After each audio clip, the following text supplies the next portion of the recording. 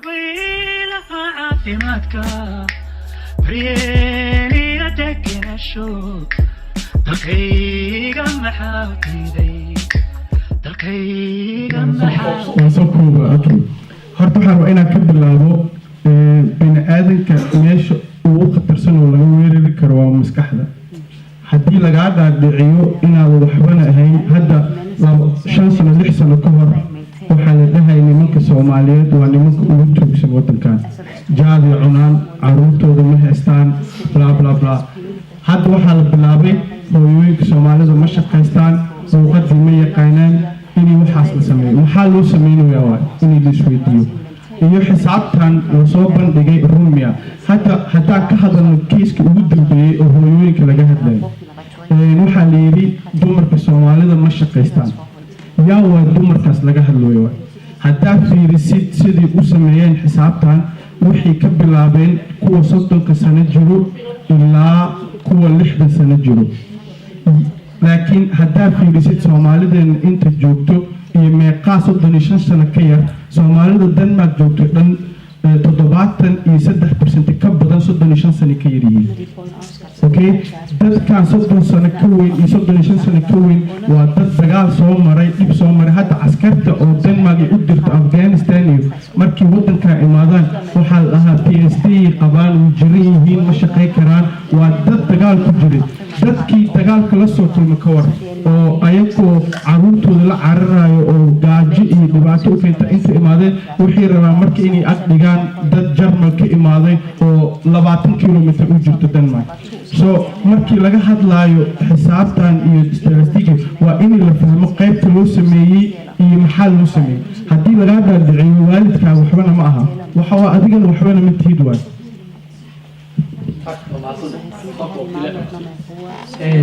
سؤال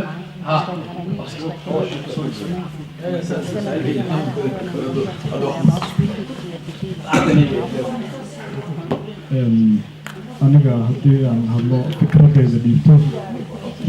Soomaalida in la kala qaado ayaa fiican Soomaalida halkan timay ama wadanka ku nool waa in la kala qaado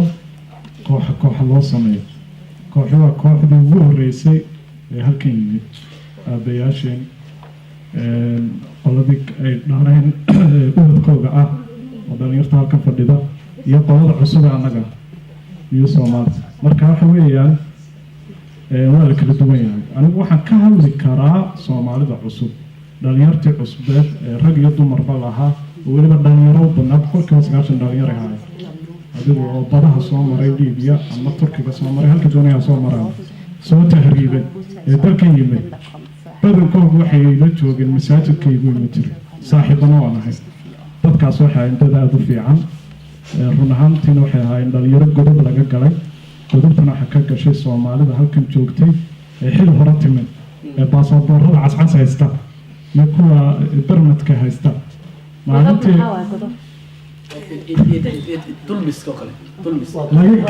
laga gaabiyo in loo gargaaro laga gaabiyo sababta waxa weeye maalintii ay samaysanayeen mudaharaadka la rabay in loo hiiliyo sharciyada lagala laabtay maalinta waxay 5,000 oo qof haddii usoo bixi lahaayeen ama 10,000 oo qof ay usoo bixi lahaayeen waa dib baa looga noqon lahaa sharciga lagala laabanayo dhalinyartaas waxay dhalinyaro dadaalaysa dhammaantoodna wada shaqayn jiray dhalinyaro wada shaqeeya bay ahaayeen oo wada xamaasha marka anigu waxaan ka hadli karaa Soomaalida cusub waxay ahaayeen dad fiican oo shaqaysanaya oo haddii sii joogi lahaayeen magac fiican u sameyn lahaa Soomaalida dhalinyaro bilaabawada iyagoo wada dhalinyaro yimid oo wax fahansan oo wax wada garanaya oo Soomaalida ku fiican ayaa halkan wada yimaadeen arrinta labaad ka hadlaya waxa weeye waa la socda xaaladda marka dumarka sababta loo eedeynayo inay leeyahay suuqa shaqada ma galaan waxa u sababa waa haddaynu runta isku sheegayno dib waa bac laga qabo oo laga bacaysan yahay isdhexgalka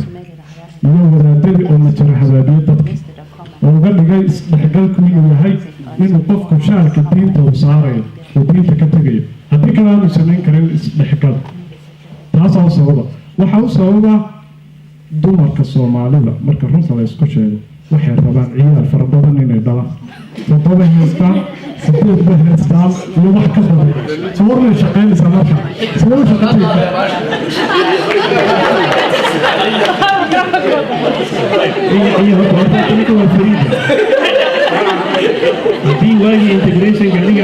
shaqaynaya uu joogi lahaa ninka waxweyn buu isla qaban lahaa anigu waan ka gabanayay in arrinta afka ku bilaariyay afka bilaariyay laakiin xaqiiqada dhabta taa weeye xaqiiqada dhabta hadday waxaan ku yeeray kaafku hadday waxaan ku yeeray haddii la doonayo soomaalida inay wax u hagaagaan dadka kala fikradaha duwan ee aad u kala fog ha isu yimaadaanoo 500 oo Soomaali inta la soo fariisiiyo hal wada hadlo aniga integrationka ilaa ay 90kii markii Soomaalida timaansu kala qaamay dadka ugu badan ee u haysto in lugta qabteen oo wada isku sheegeen oo maasad runtii ka idin sheegay hal arrin ma marka hal arrin oo yiri dadkii hore maxaad ugu fariisateen aniga 90kii markii Soomaaliya soo qaxday baan u orodnay oo ilaa 20 sano waxa ku jiray qofku waa bini'aadam uu tahay Soomaaliya weli marka intaas lugta lagu jiidayo oo garabka lagu jiidayo oo يعني كي شري عبد وحنا قبضتي وسوي كسيد منه تبلعت بطل الدين that's why أنا أنت أوي مثل هالكن سأل دلنيرني إنه أتاجرها ونيك استفدت من كل ما مين كده جاوب أنت كفاست لو سوسواشن وحكوا صعب إن شاء الله السلام عليكم عندكم حمرة إلى ما سمع مايك تشيك waxaan horta laba qodobka macluumaadka ay ka hadasho kale oo ah suuqa shaqada kale marka la soo galaayo qofka hadduusan haysan jobs kale meel kale uu ka shaqeeyo maxay ahaato waxa u fududaanaysa suuqa shaqada inuu dhex galo tusaalahaas adiga ugu dhacay waddankan markaan soo galaayay baasboor cas oo yuruba watay waddan kaleeta ah waxaa weeye qaab family oo kaleeta ah حق منها مركنا عيادات وحكون اسمها مركنا أنا شقيا لما تصير عن جوا شغلة مركنا عم بلاقينا هذا واشقيا 20 years كان جيل حلو انتجريشن كها 2001 كي وحكى هذا البرنامج أو سوق شغلة كسب سنة استراتيجية كسومالي سوق محلو يريه تمرك محلو بدنيين 2001 كي حلو جوا من 17 years أنا حسيت ما قال waxaa ka dhawaajisay 16kii iyo hadda inay Soomaalida isku mid yihiin weyn ma tahay waa ku dhacday waxay waa ka dhacsaday laba jeer waa ka dhacsaday dadkii hore oo Soomaalida oo soo jiray oo nidaamka ha kusoo galaan isdagaal ha kusoo galaan isbuur ha kusoo galaan iyo dadku cusub oo jeelka cusub oo dhashay generation hadda dhalinyarada kaloo oo kale ساعات علي سؤال سؤال قال هذا وقت في استقبل بسم الله الرحمن الرحيم السلام عليكم ورحمة الله وبركاته هذا بعد سيجي دليل سؤال وشيء كم كان waxaan qabay hal su'aal laakiin hal su'aal oo kalena geela kelmadiisii ugu dambeysay igu laalisay su'aashii hore waxay ahayd statistikada Denmark khaladad badan bay samaysaa sida Maxamed uu ka sheegay oo anigu waxaan la socday waliba criminalka booliisku marka ay qof qabtaan ay yiraahdaan secret baad inaan maxkamad cidna la geyn dokumentiyo fara badan baa laga soo daayay saameyn ma ku yeelan karnaa statistikada waa su'aal waxaa jira waayo dad shaqeeya oo bika ah statistikada ma ku jiraan sukumi jiraan dad aan la ogeyn oo bannaanka ku maqan baa ku jira oo lacagtooda socota oo laga cayr bay qaataan statistikada ku jiraan marka saameyn ma ku yeelan karnaa statistikada koo su-aasha labaad weydiinayo geele gaar ahaan waxa weeye geele waxaad tiri ilaa 1990kii iyo intii baanu shaqaynaynay hareerahana la haystay waxaad ku xisaabsantaa in weliba maantana lagu haysto hamoodi baad ka dhexdhexda Soomaalida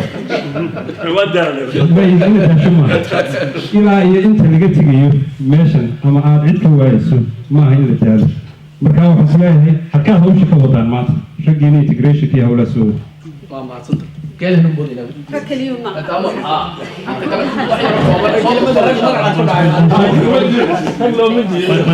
waan soo koobayaa aniga shaqadii integrationka aan ku jiray pension baan ka galay farahan ka qaaday laakiin diyaar waxaan u ahay qof walba oo dhalinyarada meesha farida ah wixii liiga baahda yani talo iyo garab istaaga inaan imaado saan maanta wali mid yahay ما حد واحد ميكس واحد صوته هذا واحد تعايد بيجا هذا حوي كنا وعرض يعني كا وحوي إن كنتي هاوش مركز نقطة وين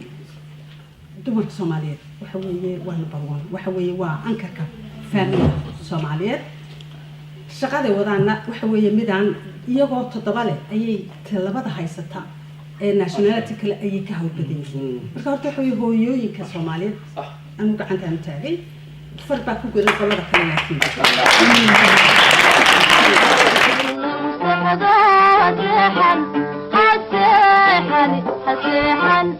حسحن